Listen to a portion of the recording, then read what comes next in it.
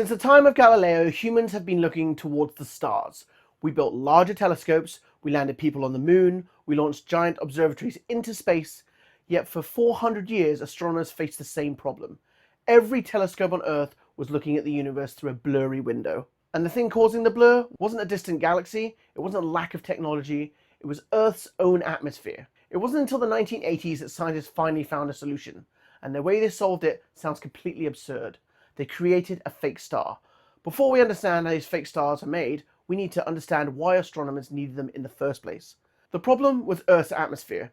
As starlight travels through the atmosphere, it passes through layers of air with different temperatures and densities. Each layer bends light slightly. By the time that light reaches a telescope on the ground, the image has become distorted. It's the same effect that makes stars twinkle in the night. Most people see twinkling as beautiful, astronomers see it as a blurry universe.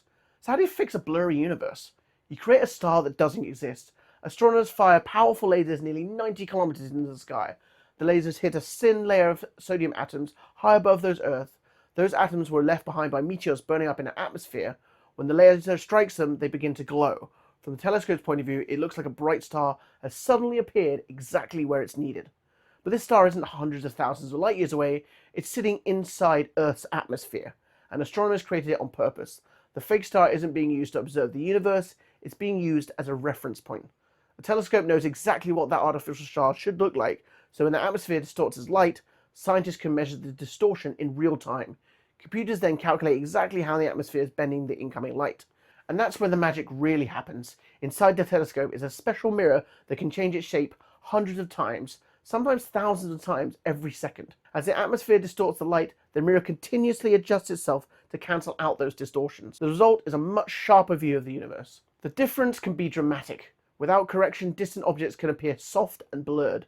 Fine details become difficult to see, stars spread out, galaxies lose structure. Even the most powerful telescopes on Earth is still looking through a distorted atmosphere. But once that fake star and adaptive optics system begins, much of that distortion disappears. Features that were once hidden suddenly become visible. The universe comes into focus. In some cases, ground-based telescopes can produce images that rival those taken from space. The strange thing is that the fake star isn't the discovery, it's the tool. A solution to a problem that astronomers had been fighting since the time of Galileo. For nearly 400 years, the atmosphere above our heads limited how clearly we could see the universe. Not because our telescopes weren't powerful enough, but because they were looking through a constantly shifting atmosphere. Today, astronomers solved that problem by creating stars that don't actually exist, tiny artificial beacons shining high above the Earth, and because of them, we can see the real universe more clearly than ever before.